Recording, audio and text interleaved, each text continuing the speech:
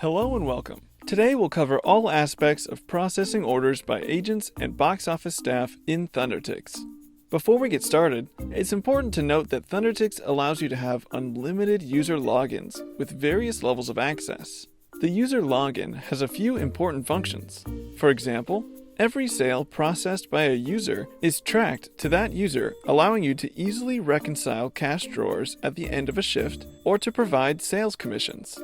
You may also assign permissions on a per-user basis that allows for staff to process cash orders or perform price overrides. Finally, if you rent your venue, you may create users that can only view, edit, or sell tickets to their own event.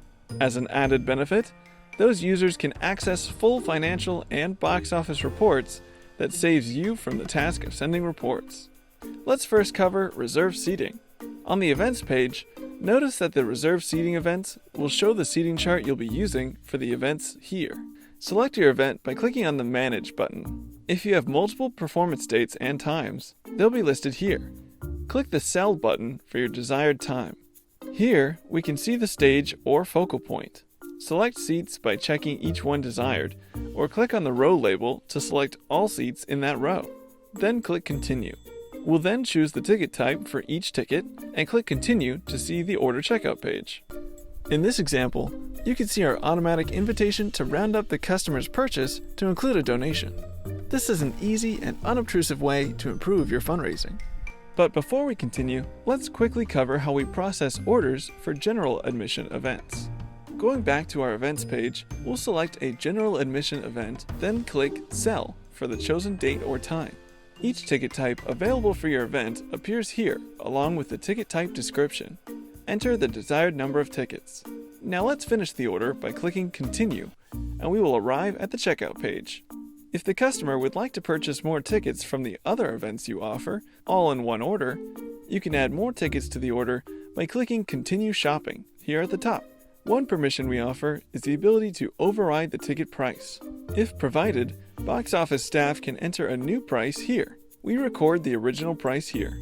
If you have multiple tickets grouped together but don't want to give a discount to all of them, use the Split Tickets for Overrides button to separate them and enter your new price for the desired tickets. If you wish to waive any associated fees, check this box to remove them. If there are coupons or gift certificates to apply, enter them here. Whether your orders are reproduced by price overrides, gift certificates, or coupons, we'll automatically update the tax and total due. At times, you may wish to comp an order. Clicking Comp Order will change all prices to $0. You may wish to add an administrative note to track why discounts were provided. For cash sales, select the Cash option.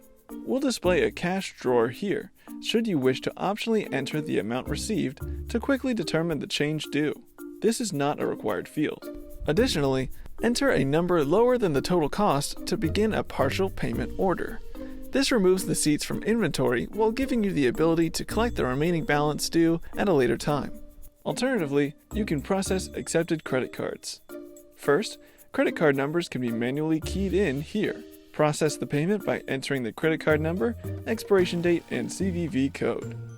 In the menu, under the Hardware tab, we offer USB-connected credit card readers. These expedite order processing. With a credit card reader, simply place your cursor in the credit card field and swipe the card. We'll enter the customer's first and last name, the card details, and submit the order automatically.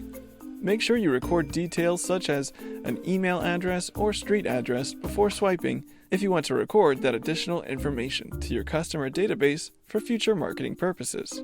Stripe's Bluetooth terminal provides secure contactless credit card payment support, traditional swipe or insert payments, and even Apple Pay or Google Pay. Additionally, if you accept checks or vouchers, you may do so here by selecting the type and entering in the appropriate identifier. A final checkout option is the Reserve button. This option saves the tickets under the customer's name so that the patron can pick up and pay for the tickets at a later date. Once reserved, you'll be able to see the tickets in your guest list, where you can choose to either collect total or partial payments for the tickets or cancel the reservation altogether.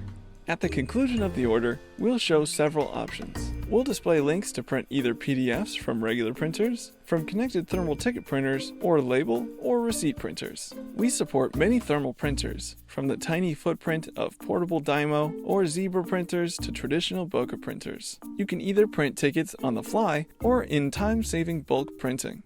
Further, we'll even include an address label for insertion into windowed ticket envelopes for greater time savings. You can quickly create a new order for the next customer by clicking Repeat this order, or click on the order ID to view the order details. We have a separate video covering all of the order features, so be sure to check that video out too. Alright, that's it for now. If you have any questions, we have lots of documentation in our support forum, or you can open a support request. Thank you for watching.